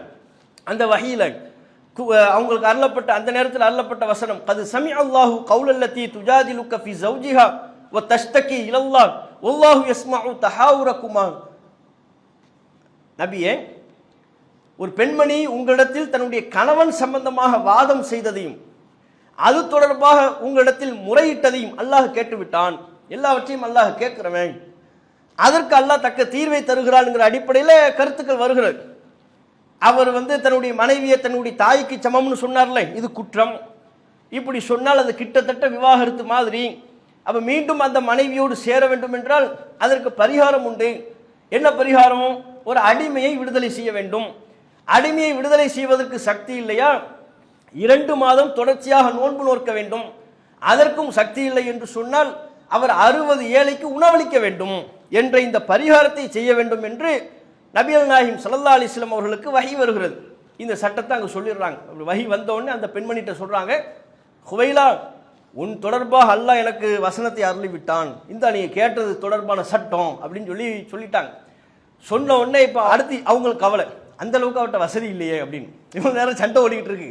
இப்போ 2 பேரும் சேர்ந்தோடனே இப்போ பிரச்சனை என்ன, அந்த அளவுக்கு என் வீட்டுக்காருக்கு வசதி இல்லையே, அடிமையை விடுதலை செய்யணும்னு ஃபர்ஸ்ட் சொன்ன உடனே அடிமையை விடுதலை, அவர்கிட்ட அடிமையெல்லாம் இல்லையே அப்படிங்கிறாங்க. 2 மாதம் தொடர்ச்சியாக நோன்பு வைக்கணும், 2 மாதம் தொடர்ச்சி, அவரே வயசானவர், 2 மாதம் எப்படி தொடர்ச்சியாக நோன்பு வைப்பாது, சிரமம், அதுவும் முடியாது. 60 ஏழைக்கு உணவு கொடுக்கணும், அந்த அளவுக்கு அவர்கிட்ட பொருளாதார வசதியெல்லாம் இல்லை அப்படின்னு. அப்போ ரசூலுல்லாஹ் செய்கிறாங்க, சரி பரிகாரம் கொடுத்தாகணும், நான் வேணா பாதி தரேன் அப்படிங்கிறாங்க. பாதி அளவுக்கு பேர்ச்சம்பளம், ஒரு சுமார் ஒரு 30 பேருக்கு சாப்பாடு கொடுக்குற மாதிரி பேர்ச்சம்பளம் நான் தர்றேன் அப்படின்ன உடனே அந்த அப்போ மீதி பேர்ச்சம்பளம் நான் ஏதாவது ஒரு வகையில் ஏற்பாடு பண்ணுறேன், நல்லது அப்படியே பண்ணு, இப்போ பேசுனப்பா இதை நல்ல அசந்தி, நல்ல விதமாக பேசினாய், இதே மாதிரி உங்கள் வீட்டுக்காட்டை நல்ல முறையில் நடந்து கொள், நான் அப்படியே செய்கிறேன் என்று சொல்லி சென்றார்கள் என்கிற செய்தியை இப்னு ஹிப்பான்ல பதிவு செய்யப்பட்ட செய்தியாக பார்க்குறோம். இப்போ இதில் நபிகள் நாயகம் ஸல்லல்லாஹு அலைஹி வஸல்லம் அவங்க யாரு? ஒரு ஆட்சியாளர்.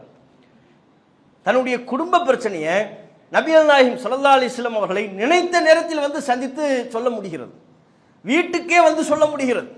நபிகள் நாயகம் ஸல்லல்லாஹு அலைஹி வஸல்லம் அவங்க வீட்டுக்கு பக்கத்தில் உட்கார்ந்து அவங்க குடும்பத்தார்கள் சுற்றிலும் இருக்க தம்முடைய பிரச்சனையை கொட்ட முடிகிறது. ஆயிஷா ரலியல்லாஹு அன்ஹா அவங்க சொல்றாங்க, அவங்க பேச நான் கேட்டுக்கிட்டு இருந்தேன், அவங்க பேசுனது என் காதுக்கே சரியா விழலை, அல்லாஹ் அதை கேட்டு தக்க தீர்வை கொடுத்து விட்டான்ங்கிறாங்க. என் காதுக்கே அவங்க பேசுனது கவனிக்கிற, பாதி விளங்குது பாதி விளங்கலை, அல்லாஹ் அவற்றை கவனித்து அந்த பெண் எது விஷயத்தில் முறையீடு செய்தார்களோ அது குறித்த தக்க தீர்வை வழங்கி விட்டான் என்று ஆயிஷா ரலியல்லாஹு அன்ஹா அவர்கள் சொல்லக்கூடிய செய்தியையும் இப்னு ஹிப்பான்ல பதிவு செய்யப்பட்டிருப்பதை பார்க்கணும். அப்போ பாருங்க, ஒரு பெண்மணி தன்னுடைய குடும்பத்தில் நடைபெறக்கூடிய பிரச்சனைகளை கூட ஒரு ஆட்சியாளர் என்கிற முறையில் அவர்கள் தீர்வை தருவார்கள் என்கிற முறையில் நபிகள் நாயகம் ஸல்லல்லாஹு அலைஹி வஸல்லம் அவர்களை சந்தித்து தெளிவு பெற முடிகிறது.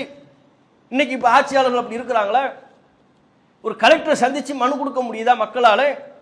கலெக்டரை சந்திக்கிறதுக்கு அவ்வளவு அலைய வேண்டியதாக இருக்கிறது. அப்படியே மீறி அவர்கள் மனுக்கள் கொடுத்தாலும் பல நேரங்களில் கண்டுகொள்ளப்பட்டாலும் இன்னும் சில நேரங்களில் என்னவாகி விடுகிறது, மனுக்கள்லாம் அப்படியே பெண்டிங்கில் இருக்கும், தூங்கிட்டு இருக்கும். மனு இவர் கொடுத்துருப்பார், பாட்டிமா மனு கொடுப்பாங்க, எனக்கு வந்து கவர்மெண்ட்லேருந்து வரக்கூடிய பணம் வரல. அந்த பாட்டிமாவுக்கு இவங்க சொல்லக்கூடிய தீர்வு என்ன? லேப்டாப்பை எடுங்க, செல்ஃபோனை எடுங்க, உங்களுக்கு ஒரு ஓடிபி வரும். ஓடிபினா என்ன அந்த அம்மாவுக்கு தெரியாது, லேப்டாப் எப்படி ஆன் பண்ணணும்னு தெரியாது. எது அந்த பாட்டிமாவுக்கு எதெல்லாம் என்னது ஓடிபியா அப்படின்னா என்னம்மா அப்படின்னு கேட்பாங்க. அவங்களுக்கு இவ்வளோ பரிகாரம். ஒரு மனு கொடுத்து அந்த எனக்கு வந்து வரக்கூடிய உதவி பணம் வரவில்லை, அது வரவில்லை, இது வரவில்லை, நான் ஒரு இருப்பிடம் கேட்டேன், என்னுடைய பிள்ளைக்கு வாழ்வாதாரத்துக்கு உதவி கேட்டேன்னு சொல்லி ஏதாவது ஒன்று சொல்லுவாங்க அரசிடத்தில், ஆட்சியாளர்கிட்ட, கலெக்டர்கிட்ட. அதுக்கு தீர்வு சொல்வார்கள், அதை செய்ய முடியாது. இப்படி அலைய வைக்கக்கூடிய நிலையை பார்க்குறோம். சமீபத்தில் கூட பார்க்குறோம், மக்கள் கொடுத்த மனுக்கள்லாம் மலையில் குப்பையில் கிடக்குது. மக்கள் கொடுக்குற மனுக்கள் குப்பையில் கிடக்கக்கூடிய காட்சிகள் எல்லாம் எல்லா மாநிலங்கள்லையும் அவ்வப்போது நிகழக்கூடிய அவலங்களாக இருப்பதை பார்க்குறோம். இன்னும் பல நேரங்கள் என்ன, பழைய பேப்பர் கடையில் கிடக்குது, டீ கடையில் பஜ்ஜி மனு, மக்கள் கொடுத்த மனு பஜ்ஜியில் வருது. அப்போ எந்த அளவிற்கு மக்களினுடைய மனுக்கள் பிரச்சனைகள் ஆட்சியாளர்களால் அலட்சியப்படுத்தப்படுதுங்கிறத பார்க்கணும். அப்படியே மீறி செய்தாலும் எந்த அடிப்படையில் செய்கிறாங்க? ஒரு ஃபோட்டோவுக்கு போஸ்ட் கொடுக்குறது, மனு கொடுப்பாங்க, மனு கொடுக்கும்போது சிரிங்கம்மா அப்படின்னு அந்த அம்மாவை சொல்லுவாங்க. ஃபோட்டோ கொடுக்கும்போது, மனு கொடுக்கும்போது அந்த அம்மா எப்படி சிரிக்கும்? அதுவே எனக்கு தனக்குரிய ஒரு தேவையை நிறைவேற்ற வேண்டும் என்று மனு கொடுக்கிறார்கள். அந்த நேரத்தில் ஃபோட்டோவுக்கு போஸ்ட் கொடுப்பதை தான் கவனத்தில் கொள்கிறார்களே ஒழிய அவர்களுடைய தேவைகள் பூர்த்தி செய்ய வேண்டும் என்பதை ஆட்சியாளர்கள் பலர் கவனத்தில் கொள்வதில்லை. இதுவெல்லாம் இன்றைய ஆட்சியின் அவலங்கள் என்பதை பார்க்கணும். இந்த அவலம்லாம் ரசூலுல்லாஹ்வுடைய காலத்தில் இல்லை. இன்னும் பார்க்குறோம், முஸ்லீமில் 6189வது செய்தி. ரசூலுல்லாஹ்வுடைய காலத்தில் மதீனாவில் ஒரு அம்மா, அவங்களுக்கு வயது முதுமையின் காரணத்தினால புத்தி சுவாதீனம் குறைவாக இருக்கிறது. சஹாபாக்களோடு ரசூலுல்லாஹ் ஒரு வேலைக்கு போயிட்டு இருக்கும்போது திடீர்னு அந்த அம்மா ரசூலுல்லாஹ்வை நிப்பாட்டுறாங்க. நிப்பாட்டி, இன்னலி ஹாஜத்தன், ஒரு விஷயம் அவங்ககிட்ட பேசணும்.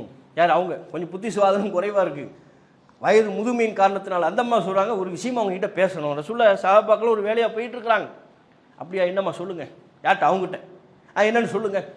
சில நேரம் செலவழித்து அந்த அம்மா சொல்வதை நபிகள் நாயகம் ஸல்லல்லாஹு அலைஹி வஸல்லம் அவர்கள் கேட்டுக்கொண்டு இருந்தார்கள். கேட்டுக்கொண்டு இருந்தது மட்டும் இல்லாமல் ரசூலுல்லாஹ் சொல்கிறாங்க, இது மாதிரி எப்போ பேசுனாலும் சொல்லுங்கள், எங்கே பேசுனாலும் சொல்லுங்கள், பேசுவோம். எப்படி பாருங்கள், யார்கிட்ட? நம்மளாம் ஒரு இந்த மாதிரி புத்தி சுவாதனம் குறைவாக உள்ள ஆளுக்கு ஏதாவது சொன்னோம்னா இவருக்கு என்ன, அதை கேட்டுக்கிட்டு இருப்போமா? நம்ம ஆட்சியாளர்கள் கேட்பாங்களே, நம்மளே கேட்க மாட்டோம், ஆட்சியாளர்கள் எப்படி கேட்பாங்க? நபிகள் நாயகம் ஸல்லல்லாஹு அலைஹி வஸல்லம் அதை கூட கேட்குறாங்க. கேட்குறதோடைய நோக்கம் என்ன? ஏதோ மனசுக்குள்ளே இருக்குது, ஏதோ கொட்டணும்னு நினைக்கிறாங்க, கொட்டுங்க, சொல்லுங்க, சொல்லிட்டீங்களா, இது மாதிரி பேசணும்னா சொல்லுங்க, எங்கனாலும் பேசிக்குவோம் அப்படிங்கிறாங்க. இது முஸ்லீமில் பதிவு செய்யப்பட்ட செய்தியாக இருப்பதை பார்க்கணும். அப்போ ஆட்சியாளருக்கு அடிப்படையே மக்கள் தொடர்பு. மக்களோடு எப்போவுமே அவங்க தொடர்பில் இருக்கணும். மக்களின் தேவைகளை அறிந்து கொள்ளக்கூடியவர்களாக இருக்கணும். மக்களோடு மக்களாக களத்தில் நிற்கணும். வெறுமனே மக்களை மேலிருந்து பார்க்கக்கூடியவர்களாக. ஆட்சியாளர்களுக்கு எந்த எண்ணம் வரக்கூடாதுன்னா இவங்களை நம்ம நிர்வாகம் பண்ணுறோம், இவங்களை நம்ம அதிகாரம் பண்ணுறோங்கிறது வரக்கூடாது.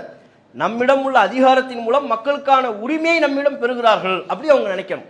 அவங்க உரிமை தொடர்பாக பல விஷயங்கள் நம்மிடம் இருக்கிறது, அவர்களுடைய தேவைகளை பூர்த்தி செய்யக்கூடிய அம்சங்கள் நம்மிடம் இருக்கிறது. நாம் தான் அவர்களுடைய தேவைகளை பூர்த்தி செய்து கொடுக்க வேண்டும் என்கிற சிந்தனை வரும்போது மக்களோடு ஒன்றா இருப்பாங்க, களத்தில் ஒன்றா நிற்பாங்க.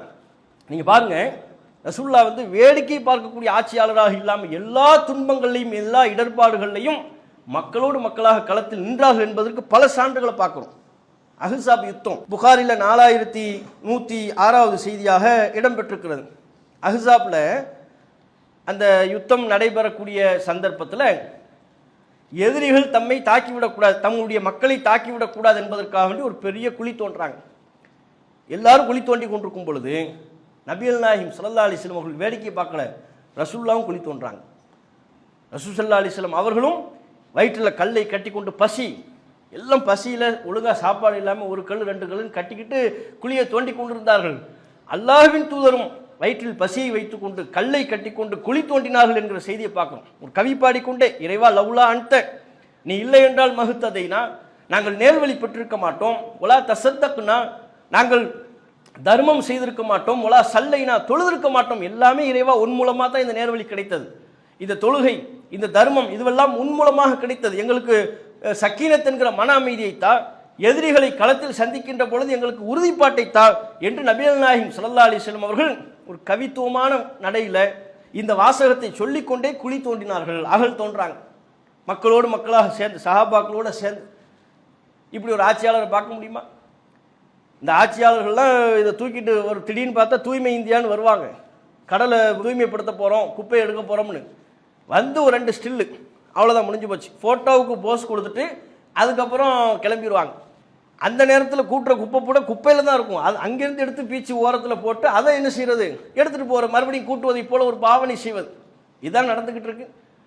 மக்களோடு மக்களாக களத்தில் இருக்கிறார்கள் என்று சொன்னால் எந்த நேரத்தில் அவர்கள் இருக்கிற மக்கள் ஒரு ஷோ பண்ணுவதற்காக, ஒரு ஃபோட்டோவுக்கு போஸ் கொடுப்பதற்காக, மக்களுக்கு காண்பிப்பதற்காக வேண்டி செய்வார்களே ஒழிய கடமை உணர்வோடு உள்ளார்ந்த உணர்வோடு மக்களோடு மக்களாக களத்தில் நிற்பாங்களா? இன்னைக்குள்ள ஆட்சியாளர்கள் அப்படி இருக்கிறார்களா?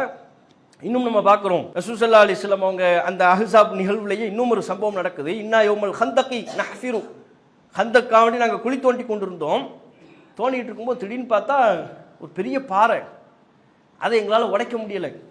ரசூல்லாட்ட போய் சொன்னோம், அல்லாஹ்வின் தூதரே ஒரு பெரிய பாறை தடையாக இருக்குது. அப்படியா, நான் வந்து பார்க்குறேன்னு வந்து அனநாசிலும் நான் இறங்குறேன் அப்படின்னு ரசூல்லா அந்த உளியை பிடித்து விட்டார்கள். பிடித்து ஓங்கி ஒரே அடி மணல் துகளாக மாறிவிட்டது. சஹாபாக்களில் பலரால் அந்த பாறையை உடைக்க முடியலை.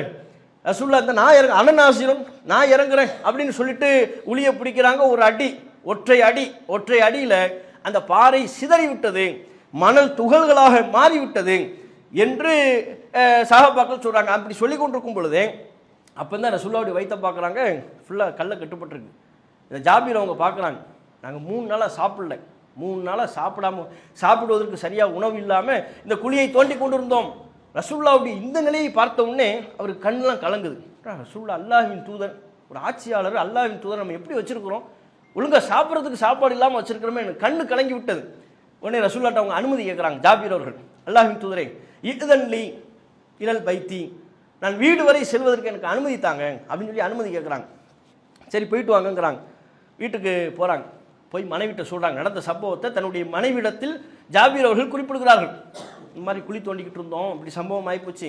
ரசூலுல்லாஹ்வுடைய வயிற்றில் பார்க்குற கல்லை கட்டிக்கிட்டு எவ்வளோ கஷ்டப்பட்டாங்க தெரியுமா, கடும் பசியாக இருக்கிறாங்க. 3 நாளாக நாங்களே சாப்பிடல, நபியும் சாப்பிடல, என்ன செய்யறதுனே தெரியல. இப்போ நம்ம வீட்டில் ஏதாவது இருக்கா, சாப்பிட்றதுக்கு ரசூலுல்லாவை அழைத்து சாப்பாடு கொடுப்பதற்கு எதுவும் இருக்கிறதா அப்படின்னு கேட்குறாங்க. ஆமாம் இருக்குது, ஒரு ஆடு இருக்குது, கொஞ்சம் கோதுமை இருக்குது, நான் ஆட்டை அறுக்கிறேன், நீ கோதுமையை ரெடி பண்ணுங்க, இப்போ ரசூலுல்லாவை கூப்பிட்டு ஏதாவது நம்ம விருந்து வச்சுருவோம் அப்படின்னு சொல்லிட்டு இங்கே வேலை ஆடை அறுத்துட்டார், கோதுமையை அரைக்க சொல்லிட்டார். நான் போய் நபியை அழைச்சிட்டு வரேன்னு போகிறார். ஜாபீர் அவர்கள் ரசூலுல்லாவை அழைப்பதற்காண்டி வர்றாங்க. கூட்டம் பெரிய கூட்டம் இருக்குது. பெரிய கூட்டம் இருக்கும்போது இப்போ ரசூலுல்லாவை மட்டும் கூப்பிட்டு போகணும். காதில் போய் ரகசியமாக சொல்கிறார், மெதுவாக, அல்லாஹ்வின் தூதரே வீட்டில் கொஞ்சம் சாப்பாடு இருக்குது, நீங்களும் ஒரு ஆளோ 2 ஆளோ கூப்பிட்டுக்கிட்டு போகலாம், வரீங்களா, வாங்க போய் சாப்பிட்டு வந்துடுவோம் அப்படிங்கிறாங்க. ரசூலுல்லாஹ் கேட்குறாங்க, எவ்வளோ என்ன வச்சுருக்கிறீங்க, சாப்பிட்றதுக்கு என்ன இருக்குது? இல்லை ஒரு ஆடு கொஞ்சம் கோதுமை. அது அப்படியா, யா அஹ்லல் ஹந்தக் அப்படின்ட்டாங்க ரசூலுல்லாஹ். ஹந்தக் வாசிகளே எல்லாம் வாங்க, உங்களுக்காக வேண்டி ஜாபீர் உணவு தயார் செய்து வைத்திருக்கிறார், எல்லாம் கிளம்புங்கட்டாங்க. இவருக்கு பகிர்ந்துருச்சு, ஏன்னா இது மொத்த கும்பலை கூப்பிடுறாங்களே. இவங்க வீட்டுக்கு போகிறதுக்கு முன்னாடி இவர் போகிறார், பின்னால் பெரிய படை வருது. அவங்க மனைவி ஆல்ரெடி சொல்லிட்டு தான் அனுப்பி வச்சாங்க. போய் பார்த்து பக்குவமாக பேசி ரசூலுல்லாஹ் மட்டும் கூட்டுவாங்க, எல்லாரையும் கூட்டு வந்துடாதீங்க, என்ன இப்படியே சொல்கிறாங்க, என்ன கேவலப்படுத்திடாதீங்க, வீட்டில் அவ்வளோ ஒன்றும் பெருசாக இல்லை அப்படிங்கிறாங்க. இவர் ரகசியமாக சொன்னாலும் ரசூலுல்லாஹ் அப்படி சொல்லிட்டாங்களா. அவங்க மனைவி பார்க்குறாங்க, ஆஹா பெரிய மாநாடு வருது, பெரிய ஒரு கூட்டமே வருது. இவங்க உள்ளே வரும் பொழுதே யார், ஜாபீர் அவர்கள் உள்ளே வரும்போது என்னாச்சு, என்ன நடந்துச்சு, சொன்னீங்களா இல்லையா அப்படிங்கிறாங்க. நம்ம சொல்லவே, நம்ம பேசிக்கிட்டோமே, அதை சொன்னீங்களா, சொன்னேன் ரசூலுல்லாஹ் அப்படி சொல்லிட்டாங்க. அப்போ அனுப்பி வைப்பதற்கு முன்பே ஜாபீர் அவர்களை வீட்டிற்கு அனுப்பி வைப்பதற்கு முன்பே நபிகள் நாயகம் சொன்னாங்க, எல்லாம் அடுப்பில் தானே இருக்குது, அடுப்பில் வந்து எதையுமே இறக்காதீங்க, நான் வர்ற வரையிலையும் அடுப்பில் உள்ளது அடுப்பிலேயே இருக்கட்டும் அப்படின்னு சொல்லிட்டு வந்தாங்க. நேராக அடுப்பை வந்து பார்த்தாங்க, ஹந்தக் வாசிகள்லாம் இல்லை உள்ளே வந்துட்டாங்க. அடுப்பில் வந்து பார்க்குறாங்க, எல்லாம் இருக்குது. அங்கே ஒரு பரக்கத்துக்கு வேண்டி துவா செஞ்சாங்க. அல்லாஹ் ஒரு அற்புதத்தை நிகழ்த்தினான். ரொட்டி கறி, கோதுமையில் செஞ்ச ரொட்டி, அந்த ஆட்டுக்கறி இருக்கா, ரசூலுல்லாவே பரிமாறுறாங்க உட்காந்து. எல்லாம் ரொட்டியை எடுத்து அதில் கொஞ்சம் கறி கொடுங்க, 10 பேரை முதல் உள்ளே விடுங்க. 10 பேராக ரவுண்டு நடக்குது, 10 பேராக பந்தி நடக்குது. இதை கொடுங்க, இதை கொடுங்க, இதை கொடுங்க, உடனே கொடுத்துக்கிட்டே இருக்கிறாங்க. எல்லாம் சாப்பிட்டாச்சு, ரசூலுல்லாவும் சாப்பிட்டு முடிச்சாச்சு. கிட்டத்தட்ட 1000 பேர், அந்த அளவுக்கு ஒரு பெரிய கூட்டம் அதில் சாப்பிட்றாங்க. பெரிய நபித்தோழர்கள், அதிகமான எண்ணிக்கையில் உள்ள நபித்தோழர்கள் அதில் சாப்பிட்றாங்க. சாப்பிட்டு முடிச்சு பார்த்தா இன்னும் கொஞ்சம் இருக்கு, அங்கே கறியும் இருக்குது, கோதுமையும் இருக்குது, ரொட்டியும் இருக்கிறது. போகும்போது சொன்னாங்க, நீங்களும் சாப்பிடுங்க, மிச்சம் இருந்தால் மீதமுள்ள நபர்களுக்கு கொடுங்க என்று சொல்லிவிட்டு சென்றார்கள்ங்கிற செய்தியை நம்ம பார்க்குறோம். புகாரியில் 4101வது இலக்கத்தில் பதிவு செய்யப்பட்டிருக்கிறது. இதில் பாருங்க, அகழ் தோண்டுவது எதற்காக வேண்டி தோறாங்க, தனக்கு வீடு கட்டுறதுக்காக வேண்டி ரசூலுல்லாஹ் தோண்டலை. யாருக்காக, மக்களை காப்பதற்காக. எதிரிகள் மக்களை தாக்க வருகிறார்கள், அதிலிருந்து மக்களை பாதுகாக்க வேண்டும். அப்போ ஒரு வியூகத்தோடு மதிநுட்பத்தோடு செயல்பட வேண்டும். எதிரிகள் நம்மை தாக்காமல் இருக்க வேண்டும் என்றால் ஒரு பெரிய அகலை தோண்டிவிட்டால் அதற்கு அப்பால் எதிரிகளை தடுத்து நிறுத்தி விடலாம். இந்த பணியை தொண்டர்களை மாத்திரம் செய்ய சொல்லிவிட்டு தான் ஒதுங்கி விடவில்லை, தானும் களத்தில் நிற்கிறார்கள். இதுதான் ஒரு ஆட்சியாளர். மக்களுக்கு ஒரு துன்பம் வரும் பொழுது, ஒரு இடர் வரும் பொழுது, ஒரு பாதிப்பு வரும் பொழுது ஒரு ஆட்சியாளர் எங்கே நிற்கிறார், எங்கே இருக்கிறார் என்பதை நம்ம கவனிக்கணும். மக்களுக்கெல்லாம், நாட்டு மக்களுக்கு துன்பம் வரும்போது டாடா பை பைன்னு அவர் வெளிநாடு சுத்த போயிடக்கூடாது. களத்தில் நிற்கணும், மக்களோடு மக்களாக இருக்கணும், மக்களுடைய அச்சத்தை போக்கணும். நான் உங்களோடு இருக்கிறேன், உங்களுக்கு முடியாத நான் செய்வேன் என்று துணிவை கொடுக்கணும். பாருங்க, அந்த மக்கள் நபித்தோழர்கள் அகல் தோண்டும் போது ஒரு பாறையை உடைக்க முடியல, நான் உடைக்கிறேன், நான் களத்தில் இறங்குறேன், உடைத்தார்கள் அல்லவா? அதுதான் தலைவர், அதுதான் ஆட்சி தலைவர். குடிமக்களின் பாதுகாப்பில் அக்கறை கொண்டு செயல்படக்கூடியவர்கள் தான் உண்மையான ஆட்சி தலைவராக இருப்பாங்க. அவரை சாப்பிட கூப்பிட்டாங்கல்ல, தான் மட்டும் கமுக்கமாக போயிட்டு வந்திருக்கலாம்ல, அப்படியாப்பா நல்லது, 3 நாளாக பசியாக இருக்குது, இவங்க கீழே ஹிட்டு போகிறாங்க, நமக்கு வா நம்ம 2 போய் சாப்பிட்டு வருவோம் சொல்லலாம்ல. யாகுலர் கந்தக்கிட்டாங்க, எல்லாரும் வாங்க சாப்பிட்டா எல்லாரும் சாப்பிடுவோம், எல்லாரும் சாப்பிடுவோம், என்ன கிடைக்கிறது அனைவரும் பங்கிட்டுக் கொள்வோம். இதுதான் மக்களினுடைய நலனில் அக்கறை கொண்ட ஒரு ஆட்சி தலைவர். அப்படிப்பட்ட சிறந்த ஆட்சியை, நல்லாட்சியை, மக்களுக்கான ஆட்சியை நபிகள் நாயகம் ஸல்லல்லாஹு அலைஹி வஸல்லம் அவர்கள் வழங்கி மக்களினுடைய மனம் கவர்ந்த நாயகமாக நபிகள் நாயகம் ஸல்லல்லாஹு அலைஹி வஸல்லம் அவர்கள் திகழ்ந்தார்கள் என்பதை அவர்களுடைய வரலாற்று சம்பவங்களின் மூலம் நாம் அறிந்து கொள்கிறோம். இன்னும் அல்லாஹ்வின் தூதரினுடைய ஆட்சி முறை எந்தெந்த வகையில் சிறப்பாக செயல்பட்டது என்பதை அடுத்தடுத்த நாட்களில் தொடர்ச்சியாக பார்ப்போம். வாஹிர் தாவானா அல்ஹம்துலில்லாஹி ரப்பில் ஆலமீன். அஸ்ஸலாமு அலைக்கும் வரஹ்மத்துல்லாஹி வபரகாத்துஹு. அல்லாஹு அக்பர், அல்லாஹு அக்பர்.